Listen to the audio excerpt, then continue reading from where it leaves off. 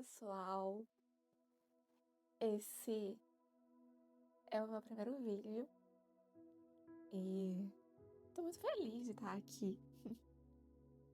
Significa muito para mim esse momento, essa publicação, isso que tá acontecendo, porque para mim é a manifestação concreta do novo tempo de Deus na minha vida, na vida da minha família.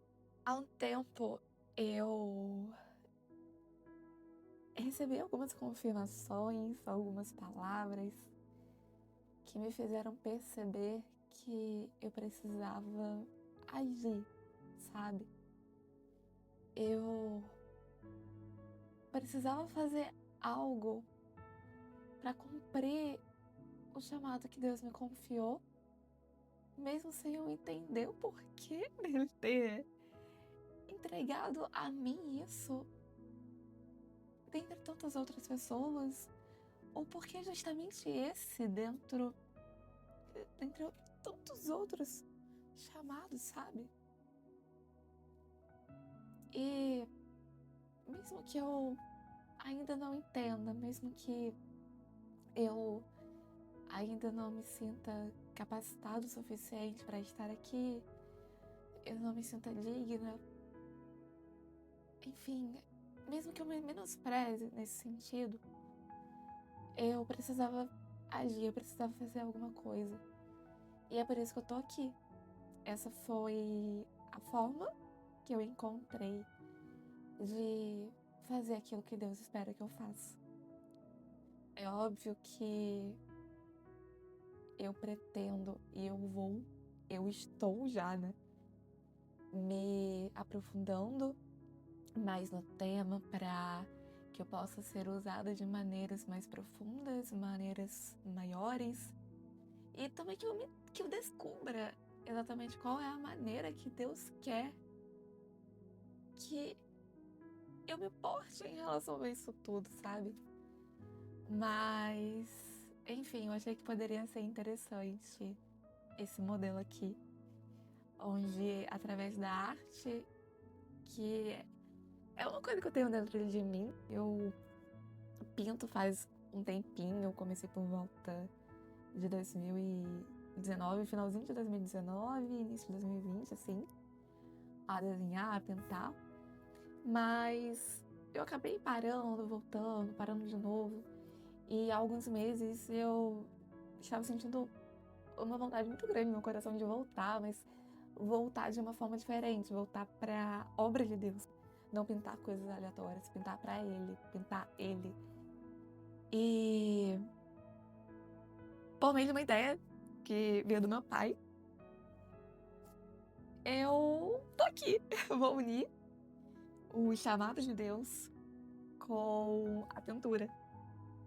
E eu espero que faça sentido pra pelo menos uma pessoa o que a gente vai tratar aqui. Ai, meu Deus. Por favor, me guia nesse momento. Destrava aquilo que está travado. Me dê sabedoria para que eu seja capaz, por meio da tua palavra, por meio da tua presença aqui, tocar no coração de pelo menos alguém. E, meu Pai, obrigado por essa pessoa que está ouvindo. Obrigada pela vida dela. Eu peço que ela saia mais feliz desse vídeo, independentemente do momento em que ela sair, que ela receba a presença do Senhor. Amém. Bom, pessoal, quantas vezes vocês já se sentiram inseguros diante de uma decisão, mesmo depois de terem recebido palavras claras de Deus, que determinada coisa de fato aconteceria? Quantas vezes ainda, ao estar vivendo dias de glória, você percebeu que estava fazendo pouco caso da presença de Deus, sabe? E que não honrava e não o buscava mais, tanto quanto fazia nos dias de luta. E quantas vezes a sua intimidade com Deus foi cultivada apenas nos momentos de crise, mas como uma tentativa de garantir a resolução do seu problema ou garantia de suas bênçãos, do que como uma verdadeira expressão de amor a Ele. Hoje eu quero convidar você a refletir comigo sobre uma história que mexe muito com o meu coração. A história de um homem que foi escolhido por Deus, ungido diante do povo, cheio de promessas e potencial, mas que ao longo do tempo foi dominado pela insegurança, pela vaidade e pela desobediência. Hoje a gente vai falar de tã-tã-tã-tã, Saul, o primeiro rei de Israel.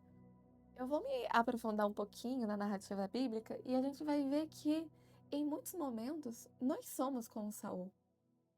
Nós temos o chamado, nós temos os sinais, temos a presença de Deus, temos o Espírito Santo em nós, mas nós não temos o coração quebrantado, a obediência genuína e a disposição de permanecer rendidos diante de Deus. Forte. Vamos começar então em 1 Samuel 8.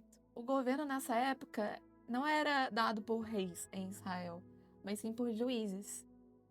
Contudo, diferentemente do que aconteceu durante o período onde Samuel tomava conta de Israel, no governo dos seus filhos não havia uma ação pautada nos princípios de Deus. A Bíblia conta que eles tinham grande cobiça por dinheiro e que eram corruptos, uma vez que eles aceitavam dinheiro em troca de beneficiar uns e prejudicar outros. Diante disso, os chefes de Israel, que eram os líderes das tribos e os representantes das famílias, reivindicaram ao Samuel sobre seus desejos que Israel fosse governado por um rei, conforme as outras nações eram. E Samuel ficou com o coração apertado por esse pedido, uma vez que essa transição de governo significava uma ruptura entre aquilo que ele, junto a Deus, havia construído lá em Israel. Triste, Samuel foi pedir orientação a Deus, que o disse. Em 1 Samuel, capítulo 8, versículo 9. Faça conforme eles pedem, mas também não deixe de adverti-los, com toda a seriedade, de quais são os direitos que o rei terá sobre eles. Do versículo 10 ao 18, a gente vê a exposição de Samuel aos chefes de Israel, ou seja, ele fez aquilo que Deus o mandou fazer e descreveu, resumidamente, o quão diferente seria o governo por reis daquele que até então vigorava no país, que era o de juízes. E a insatisfação de Deus diante disso. E ele diz lá no versículo 18: vocês vão chorar lágrimas amargas por causa desse rei que vocês mesmos estão exigindo. Mas o Senhor não virá ajudar vocês. Mesmo após esse aviso, o povo bateu o pé e insistiu na nomeação de um rei. Pelo que a gente lê no versículo 20, a principal razão disso era o fato deles quererem ser como as outras nações, as quais tinham uma figura marcante para governar, conduzir a guerra. E Samuel, novamente, ainda mais entristecido dessa vez, ele foi de novo ao Senhor pedir um novo direcionamento. E novamente, ele recebeu a resposta: faça conforme eles pedem. Em 1 Samuel 9, a gente começa a conhecer Saul, que mais pra frente veio a se tornar o primeiro rei de Israel. A Bíblia conta que Saul era um homem destacado entre os israelitas. Por ele ser muito bonito, alto, ele era o único filho de Quis, um homem rico, de grande influência em Benjamim, que era a tribo de Israel na qual eles moravam. Em determinado dia, as jumentas de Quis fugiram e Saul foi designado a procurá-las, junto a um servo do seu pai. Eles foram então à busca e, após bastante tempo andando e percorrido diversas cidades, eles ainda não haviam conseguido encontrá-los. Quando eles chegaram a Zuf, Saul chamou o servo para que eles voltassem a Benjamim, já que já estava tarde, eles estavam muito tempo fora de casa. Contudo, eu creio que nesse momento Deus tocou nesse servo e fez ele lembrar que na cidade onde eles estavam morava um grande profeta, o qual poderia então, informá-los onde estavam as jumentas.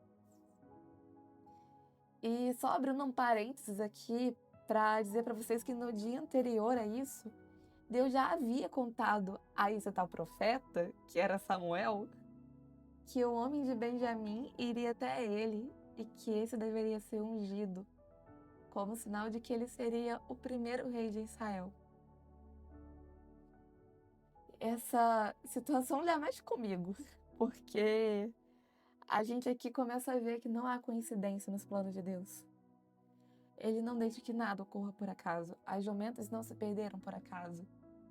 Aquele servo não foi designado para ir com Saul por acaso. Eles não pararam na cidade de Samuel por acaso. E mesmo que no capítulo anterior a gente tenha visto que Deus havia se entristecido pela negação que ele sofreu dos israelitas, nesse momento ele ainda falou a Samuel que esse rapaz que viria a ser ungido livraria os israelitas dos filisteus, pois Deus estava vendo o sofrimento deles. Finalmente, Saul e seu servo encontraram Samuel. E nesse momento, Deus então revelou a Samuel que o tal homem que ele havia mencionado no dia anterior era Saul. A passagem descrita do versículo 18 ao 21 de 1 Samuel 9 é muito interessante e traz o ponto-chave dessa mensagem que eu estou falando aqui. Eu vou ler para vocês. Saul aproximou-se de Samuel à estrada da cidade e lhe perguntou: "Por favor, pode me dizer onde é a casa do vidente?" Samuel respondeu: "Eu sou o vidente. Vá à minha frente para o santuário local, pois hoje vocês comerão comigo. E amanhã cedo eu contarei a você tudo o que há no seu coração e o deixarei ir. Quanto às jumentas que você perdeu há 3 dias, não se preocupe, porque elas já foram encontradas. A quem pertencerá tudo que é mais precioso em Israel, senão a você e toda a família do seu pai?" Saul respondeu: "Acaso não sou eu de Benjamim, a menor das tribos de Israel? E não é a minha família a mais insignificante de todas as famílias da tribo de Benjamim? Por que você está me falando isso?" Reparem na humildade presente no coração de Saul. Nesse dia, Samuel ofereceu a Saul e seu servo um jantar, no qual Saul foi recebido como convidado de honra. E no dia seguinte, Samuel pediu a Saul que falasse com seu servo para ir na frente. E, estando a sós com Saul, ele o ungiu dizendo: "O Senhor o ungiu como líder de Israel, o seu povo. Você reinará sobre o povo do Senhor e o salvará do poder dos seus inimigos ao redor. E isso lhe será um sinal de que o Senhor o ungiu como líder sobre a herança dele." Após isso, Samuel deu orientações de como Saul deveria prosseguir desse momento em diante, profetizando coisas que viriam a ocorrer não somente naquele dia, mas até anos depois, conforme escrito em 1 Samuel capítulo 10, versículo 8. "Desça à minha frente até Gilgal.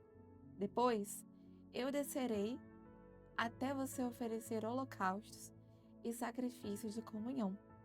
Mas você deve esperar 7 dias, até que eu chegue e lhe diga o que fazer."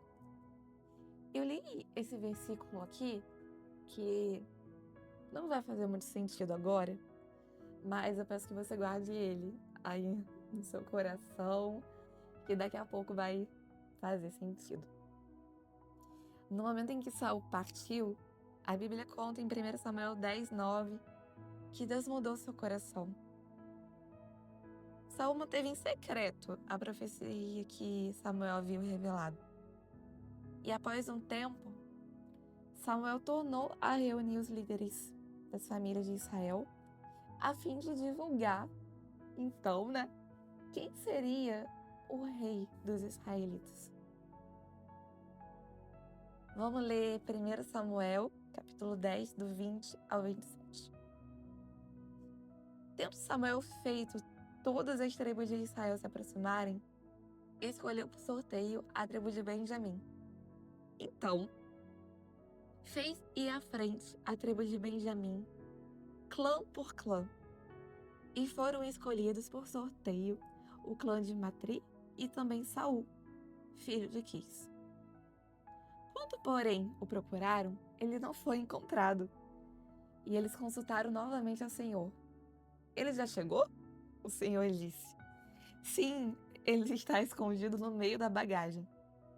Então eles foram, correram e tiraram Saul de lá. Ele ficou em pé no meio do povo e, como eu falei no início, ele era o mais alto dali. E isso o destacava muito, sabe? Ele se sobressaía sobre os demais. Então Samuel disse a todos: vocês veem o homem que o Senhor escolheu? Não há ninguém como ele no meio de todo o povo. Então todos gritaram: viva o rei! Samuel mandou o povo de volta para casa e Saul também foi para a sua, acompanhado por guerreiros em cujo coração Deus havia tocado. E é claro que não podiam faltar os homens perversos, né? No versículo 27 diz: alguns homens perversos, porém, disseram: como esse homem pode nos salvar? Desprezaram-no e não lhe trouxeram presente algum. Contudo, Saul ficou em silêncio. Aqui eu quero abrir um parênteses para explicar o porquê de Samuel ter realizado um sorteio para nomear Saul como rei. Uma vez que o próprio Deus já o havia dado essa orientação. Acontece que naquela época, o sorteio era o método mais popular para realizar a escolha de forma mais justa.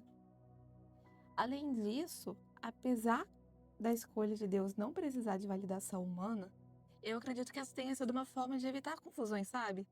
A gente viu inicialmente que o contexto político de Israel já estava num momento bem delicado, pelo fato do povo estar descontente com o governo dos filhos de Samuel.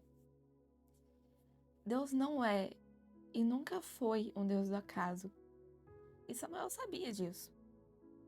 Com certeza, ele seguiu com os sorteios porque ele tinha plena fé e convicção de que Deus iria cumprir a palavra que havia lhe dado. Além disso, ainda outro ponto interessante nessa passagem. Saul se escondendo no meio das bagagens e Deus simplesmente denunciando o esconderijo de Saul em público. Isso mostra mais uma vez a personalidade inicial de Saul. A gente viu anteriormente que ele se sentia indigno de ocupar o cargo de rei e de exercer tamanha responsabilidade que iria ser atrelada a ele. Há alguns estudiosos que dizem que essa atitude de se esconder pode ser associada ao fato de Saul não ter uma vida íntima com Deus e, consequentemente, ter dificuldade em acreditar nele. Porque como que você vai acreditar em alguém que você não conhece? E pesquisando, eu também vi que alguns estudiosos ainda associam o ocorrido ao medo de rejeição que Saul já tinha nessa época, o que para mim faz muito sentido. O reinado dele teve início quando ele tinha 30 anos e se pendurou até os 72.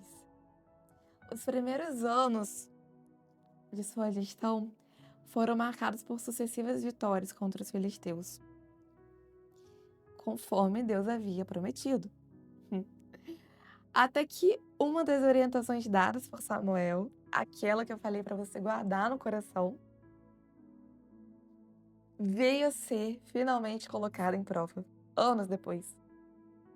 Saul estava em Gilgal, junto com seus soldados, e conforme estabelecido por Samuel, lá em 1 Samuel, capítulo 10, versículo 8, Saul esperou os tais 7 dias. Contudo, pelo fato de estar se passando o tempo, os seus soldados já estarem naquela agonia toda, Saul não está conseguindo controlar os nervos dos soldados. Ele pega e opta por oferecer o sacrifício sem Samuel, o que por si só já era um erro, porque essa atribuição naquela época era reservada exclusivamente aos sacerdotes. Portanto, Saul não poderia fazer. Assim que Saul terminou sua oferta, quem chega? Samuel. E ele já chegou repreendendo, falando: "Você agiu como tolo, desobedecendo o mandamento que o Senhor, o seu Deus, ordenou a você. Se você tivesse obedecido, ele teria estabelecido para sempre o seu reinado sobre Israel. Agora, porém, o seu reinado não permanecerá. O Senhor procurou um homem segundo o coração dele, e já o designou líder do seu povo, pois você, Saul, não obedeceu ao mandamento do Senhor." Gente, esse episódio nos revela mais uma vez o notório medo que habitava no coração de Saul. Mesmo após diversas experiências profundas e incontestáveis do cuidado e da direção de Deus, a insegurança, a vaidade e a desconfiança ainda guiavam suas ações. Foi o próprio Deus quem ungiu Saul como rei, dentre tantos outros homens, inclusive de famílias mais influentes em Israel. Deus escolheu justamente Saul, que não era de uma das menores tribos, era da menor, a menor das menores, não uma das. E essa escolha de Deus não veio de uma forma implícita. Ela foi clara e diretamente revelada por Samuel, profeta respeitado em todo o país, que ainda externou para Saul diversas profecias que foram confirmadas. Em 1 Samuel, capítulo 10, versículo 10, a gente lê que o Espírito de Deus se apossou de Saul. Isso não foi apenas um detalhe simbólico, não foi escrito ali na Bíblia para ficar bonito. Esse versículo revela uma experiência espiritual transformadora. Eu acredito que aquele momento marcou uma mudança interna tão grande em Saul. Ele tinha sido tocado pelo poder de Deus. Então, gente, com certeza ele sentiu algo intenso ali, como ele nunca havia sentido antes. Mais adiante, a gente ainda vê que o próprio povo de Israel reconheceu Saul como rei na presença do Senhor, depois de Saul ter vencido algumas batalhas contra os filisteus. E mesmo com todas essas manifestações da presença de Deus sobre a sua vida, Saul não conseguiu quebrantar verdadeiramente o seu coração. E sempre que ele enfrentava alguma tentação, ele cedia e dava espaço ao medo. Isso é tão profundo. Eu tô falando de Saul, mas quantas vezes a nossa história não é semelhante à dele? Quantas vezes nós, mesmo após recebermos diversas palavras de Deus, tantas bênçãos e merecidas bondades, não permanecemos duvidando do seu amor? Eu costumo dizer que, para mim, a fé é algo extremamente difícil de ser exercido. Porque ela exige que eu deixe de lado a minha natureza de, primeiro, estar no controle de tudo. Segundo, querer fazer as coisas do meu jeito. E terceiro, querer que as coisas aconteçam no meu tempo. Nós precisamos nos quebrantar diante de Deus, abrir mão do controle e obedecer aquilo que Ele nos orienta a fazer e deixar que a sua vontade se cumpra em nós. Não porque temos medo de ser castigados e acabar perdendo a bênção que Ele, como aconteceu com Saul, jogou sobre as nossas vidas, mas porque a gente crê que Cristo nos amou primeiro, entregou seu Filho E a gente crê que Ele é digno de toda a honra, de toda a glória. Que nós exaltemos a Deus, não esperando nada em troca, mas porque Ele merece o nosso amor, porque Ele é santo, porque não há outro como Ele. Voltando à Bíblia, a gente pode ler em 1 Samuel 15, versículo 2 e 3, a seguinte orientação de Deus a Saul, por intermédio de Samuel. Assim diz o Senhor dos Exércitos: castigarei os amalequitas pelo que fizeram a Israel, barrando-lhe o caminho quando subia do Egito. Agora vão, ataquem os amalequitas e separem ao Senhor tudo o que lhes pertence para destruição. Não os poupem, matem homens, mulheres, crianças, recém-nascidos, bois, ovelhas, camelos e jumentos. Mais à frente, nós vamos ver que novamente Saul não fez o que Deus lhe ordenou. Ele manteve vivo o rei Agag e o melhor das ovelhas e dos bois, os bezerros gordos e os cordeiros. E ainda, posteriormente, foi e ergueu um monumento para si mesmo, demonstrando, mais uma vez, que as suas vontades e opiniões prevaleciam sobre as de Deus. É interessante observar o quão cego Saul ficava diante de situações em que ele era posto à prova. Após Samuel ter sido informado que Saul havia poupado o rei Agag e alguns animais, ele foi atrás de Saul e disse: embora pequeno aos seus próprios olhos, você não se tornou líder de Israel? O Senhor o ungiu como rei sobre Israel e o enviou em uma missão, ordenando: vá e separe para a destruição aquele povo pecador, os amalequitas. Guerreie contra eles até que os tenha eliminado. Então por que, Saul, você não obedeceu ao Senhor? Por que você se lançou sobre os despojos e fez o que era mal aos olhos do Senhor? E Saul, totalmente doido, totalmente dominado pela própria vaidade, responde: ué, mas eu não fiz? Não só fiz, como ainda poupei o melhor dos animais para oferecer de sacrifício a Deus. Saul não entendia que o maior desejo de Deus era sua obediência. Por mais que vejamos Saul reconhecendo, entre aspas, o seu erro em 1 Samuel 15, 24, Deus conhecia o seu coração, assim como conhece o meu, o seu e o de todo mundo.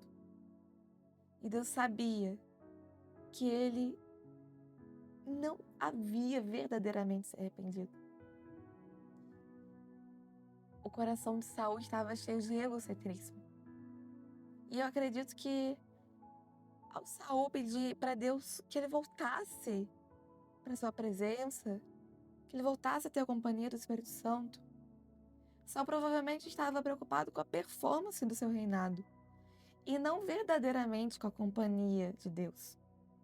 Isso é provado em 1 Samuel 15:30, quando durante essa conversa com Samuel, Saul disse: beleza, eu pequei, tá?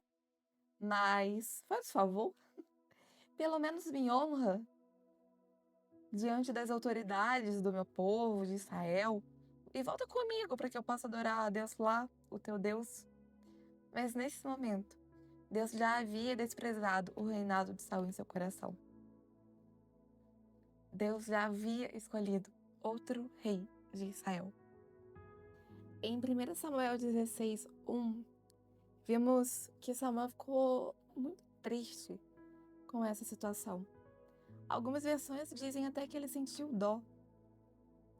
Mas Deus o chama para seguir em frente e o envia à casa de Jessé, pois lá estava o homem que foi escolhido para ocupar o trono de Israel.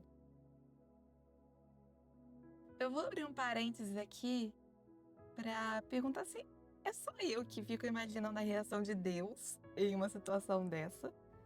Tipo, Samuel tava lá sofrendo, processando, né, como todo humano, aquilo que tinha acontecido, porque eu falei aqui, sei lá, em 10 minutos, 15, a falência do reinado de Saul. E ok, ainda tem muita coisa pra vir. Mas Samuel viveu isso durante anos. Ele acompanhou, ele estava com Saul desde da posse dele, desde antes disso. Foi Samuel que revelou a Saul o local que ele ia ocupar. E aí Deus vira e fala: meu querido, para de sofrer por isso. Para. Eu já tenho o novo, eu já tenho o melhor. Vamos seguir em frente. Interessante, né? Não é o tema da palavra, mas. Enfim, tô aqui refletindo. Deus nos convida para o novo. Não há tempo de ficar resmungando, sabe? De ficar se lamentando por aquilo que já foi, por aquilo que não é mais o plano de Deus. Vamos para o novo plano dele. Bizarro, né? Eu fico imaginando essas coisas, a reação dele. Bom, talvez você já conheça bem essa parte da história, né? De Samuel indo até a casa de Jessé. Mas eu quero te convidar a refletir comigo sobre um ponto especial disso aqui. Davi, filho de Jessé, né? Era um improvável. Nem mesmo o próprio Samuel imaginava que ele pudesse ser o escolhido. Quando o profeta chegou à família de Jessé e viu Eliabe, que era seu filho mais velho, todo forte, todo imponente, todo tudo, logo pensou: com certeza é esse que o Senhor quer ungir. Mas ali, Deus nos dá uma lição que atravessa os séculos. Não considere a aparência, nem a altura. O Senhor não vê o homem como o próprio homem. Porque o homem olha a aparência, mas o Senhor vê o coração. Davi nem sequer havia sido chamado pelo seu pai para conhecer Samuel. Ele não estava lá dentro da casa nesse momento. Ele estava no campo, cuidando das ovelhas. Ele não estava sendo visto por nenhum homem, mas Deus o via. E incomodou Samuel a ponto de perguntar: mas aqui, Jessé, já vi todos os que estão aqui. Acabou? São só esses? Foi então aí que Jessé falou: ah, não, eu tenho o Davi. Então eles o trouxeram e ali, diante de todos, Deus o exaltou. Samuel falou: é esse. E o ungiu. E a partir daquele dia, o Espírito Santo do Senhor se apoderou de Davi.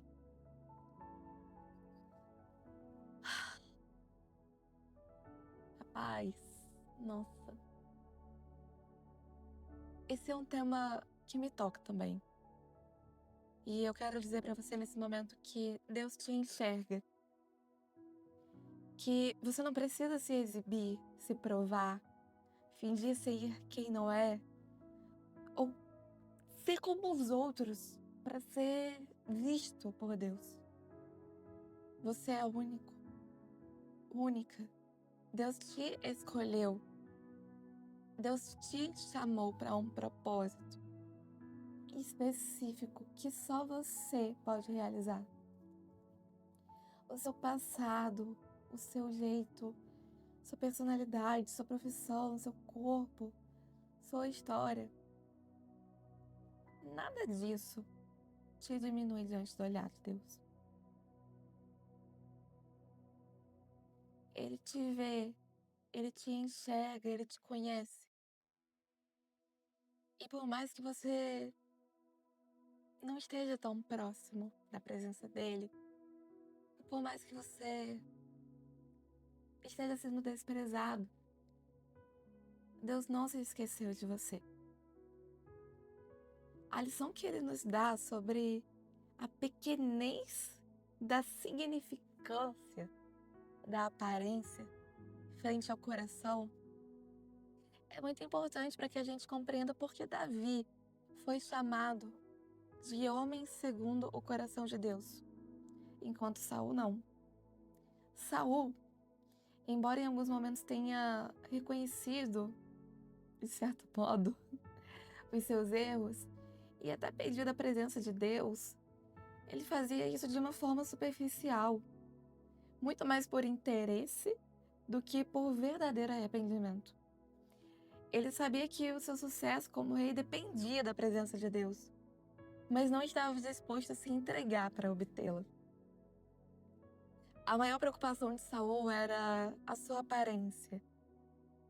Não a aparência física, mas a forma como o povo enxergava ele. E assim, embora a reputação seja importante, especialmente para quem ocupa uma posição de liderança, nada é mais precioso, é mais relevante, é mais impactante do que viver para agradar a Deus e manter um coração sincero diante dele.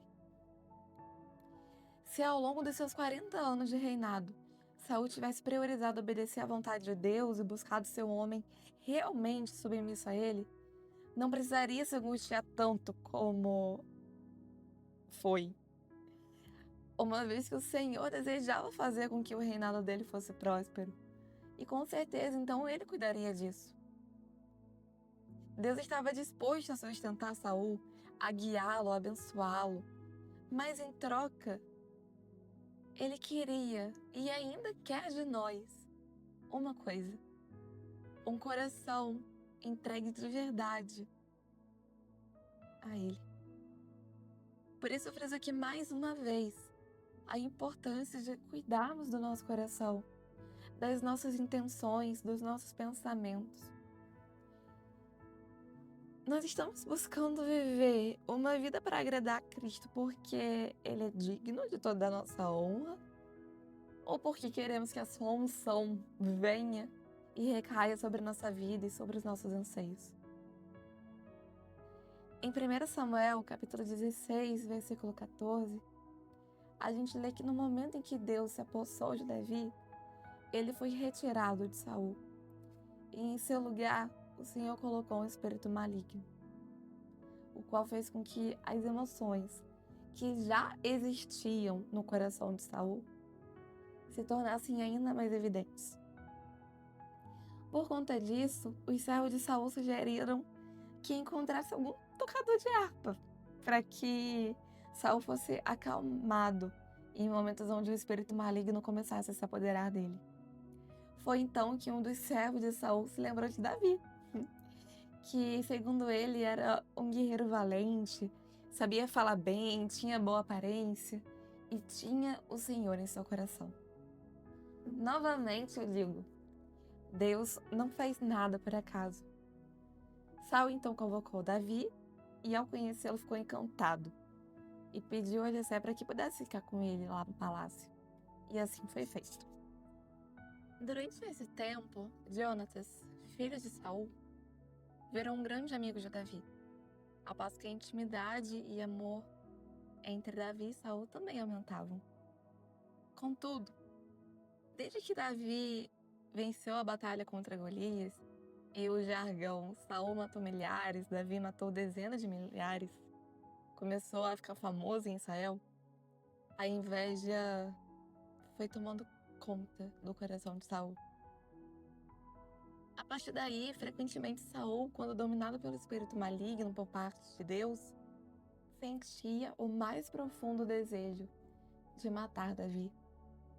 Mesmo reconhecendo que Deus era com Davi, Saul passou a vê-lo como ameaça. Tentou matá-lo, por exemplo, com uma lança, mais de uma vez, enquanto Davi tocava harpa para ele. Ofereceu suas filhas em casamento com segundas intenções e depois, visto que nada estava funcionando, começou a persegui-lo de forma aberta e escancarada. Davi então precisou fugir, viver escondido, longe da sua família, dos seus amigos, inclusive do próprio Jonatas, que era o seu melhor amigo. Durante anos, Davi se escondeu em cavernas, desertos e até mesmo entre os inimigos filisteus. Bizarro, né? Saul mobilizou exércitos inteiros apenas para caçar Davi. E mesmo sem culpa alguma, Davi foi tratado como um criminoso. Dentre tantas atitudes intrigantes no comportamento de Saul, há uma que toca muito o meu coração. E a gente pode observar elas em 1 Samuel 24, do 16 ao 21, e 1 Samuel 26, verso 17 ao 25. Esses dois textos narram encontros entre Saul e Davi em diferentes momentos. O primeiro ocorreu quando Saul entrou numa caverna para, segundo a Bíblia, descarregar, né? Ou seja, fazer as necessidades, sem saber que Davi e seus soldados estavam escondidos ali nessa caverna. E o segundo se dá quando Davi e Abissai, eu não sei se é Abissai ou Abisai que fala, enfim, vão até o acampamento onde Saul e seus homens estavam dormindo. E tem nessas duas situações a chance de matar Saul. Davi confrontou Saul nessas duas vezes e o questionou sobre o motivo de tanta perseguição, já que ele jamais havia feito qualquer mal contra o Saul e sua família. Pelo contrário, Davi sempre se mostrou leal. E em ambas as situações, Saul respondeu a Davi com a mesma frase: "É você, meu filho Davi?" Assim, eu senti uma gratidão, uma surpresa, um constrangimento ali, sabe? Até porque nesses momentos, Saul sabia que Davi tinha tido a oportunidade de matá-lo, mas se recusou a fazer isso porque ele respeitava o ungido do Senhor. Eu me lembro nitidamente que quando eu terminei de ler 1 Samuel 24, eu fiquei me questionando sobre a inspiração dessa pintura aqui. Eu estava intrigada com o sentido de pintar isso, sendo que, na minha cabeça, Saul de fato tinha se arrependido. Eu falei, caramba, eu não posso definir Saul como isso daqui. Um reinado acabado, um reinado perdido. E aí eu fui folheando as páginas seguintes de 1 Samuel e eu percebi que, na verdade, Saul não havia mudado. Ele voltou a perseguir Davi várias vezes. Alguns estudiosos apontam que essa caçada durou cerca de 10, 12 anos. É muito tempo. E diante disso, eu fiquei muito em choque ao perceber como Saul permaneceu por todos esses anos dominado pelo ciúme, pelo ressentimento, pelo orgulho e pela vaidade. Eu acredito que nessas duas vezes em que Saul esteve frente a frente com Davi e foi confrontado por ele, uma emoção única tomou seu coração. Quando ele diz, "É você, meu filho Davi", eu consigo imaginar a mente dele sendo tomada por memórias do passado, sabe? Como Davi tocando harpa para acalmar seu espírito, as conversas profundas que com certeza eles tinham, Davi brincando com Jonatas. Mas mesmo assim, nunca houve uma transformação real no coração de Saul. Ele não se rendeu verdadeiramente ao Senhor. E em vários momentos, inclusive, ele usou o nome de Deus com superficialidade. Ele prometeu a Jonatas, sob juramento, que não mataria Davi. E logo depois saiu para caçá-lo. E disse que Deus havia o entregue. E ainda agradeceu aos Efeus dizendo, "O Senhor os abençoe por terem compaixão de mim." Quando, na verdade, o que eles fizeram foi entregar um inocente, né? Gente, tudo isso é muito profundo. Porque quantas vezes nós também não passamos por algo semelhante? Nós recebemos uma palavra, livramento, sentimos Deus tocar nosso coração, vamos lá na frente, no apelo, no culto de domingo, choramos, nos prostramos aos pés do Senhor. Ai, mas pouco tempo depois, na segunda-feira, a gente já volta para o que era antes. A gente tem um arrependimento passageiro, um momento de clareza que logo se acaba. É como se a gente permitisse que as vendas caíssem dos nossos olhos, mas assim que a gente vê que elas não estão mais ali, a gente coloca elas de volta. E a nossa amargura, o nosso orgulho, o medo e a autodefesa são retomados em nosso coração. Nós precisamos nos render ao Senhor de todo o nosso coração. E mais do que isso, permitir que Ele nos transforme de dentro para fora. Porque só uma mudança profunda, gerada pelo Espírito, é capaz de romper esse ciclo vicioso de tira a venda, tira, coloca. E nos levar a uma vida plena diante de Deus. Os últimos capítulos de 1 Samuel relatam os derradeiros dias do reinado de Saul. E diante da aproximação dos filisteus e com medo do que poderia acontecer, Saul procurou imediatamente por respostas. Ele estava desesperado, porque ele orava a Deus, mas Deus não falava com ele. E mesmo que o próprio Saul tivesse proibido a presença de médiuns lá em Israel, ele decidiu consultar uma vidente escondida para tentar falar com Samuel, que nessa época já havia morrido, e então descobrir qual que seria o destino dele diante daquele tal conflito. Samuel então lhe anuncia que ele e seus filhos, incluindo Jonatas, iriam morrer no dia seguinte àquele. E de fato, Saul morreu na batalha do dia seguinte, tanto ele quanto seus filhos. Como eu disse, essa história mexe muito comigo, porque ela me incomoda e sempre faz com que eu me autoanalise. Por muitas vezes eu me deixei levar pelo automático e negligenciei o cuidado de Deus frente às circunstâncias.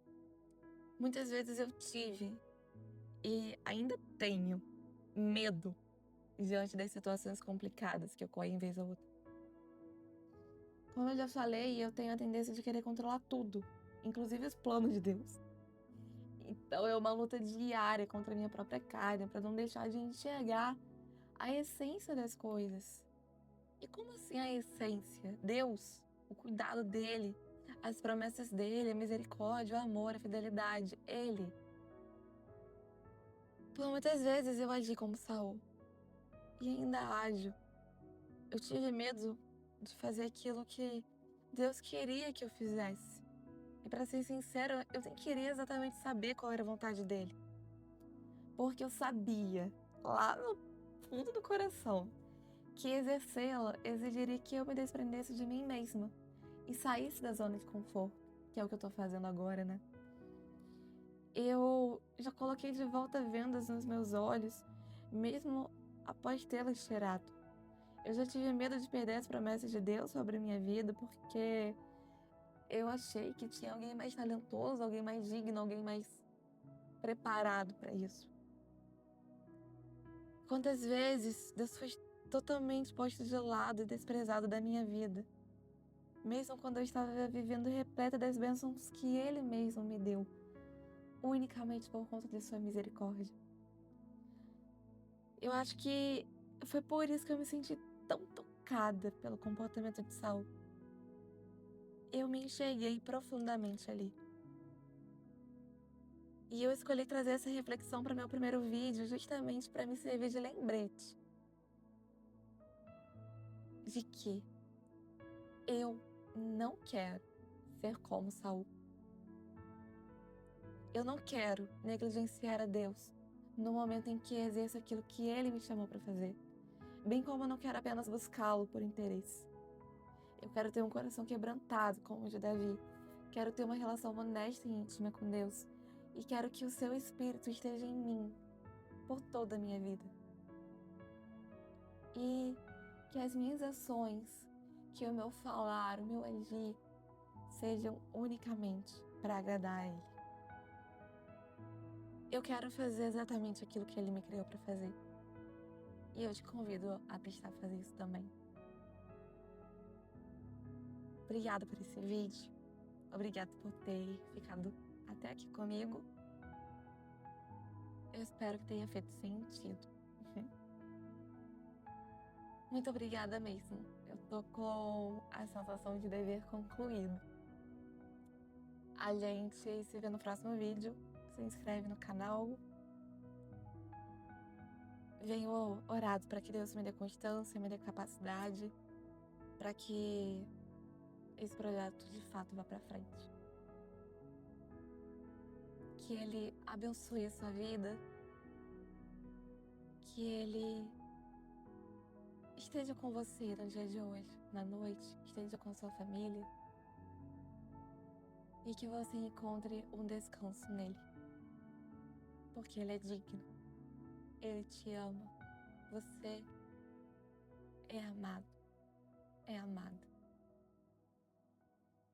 Até a próxima.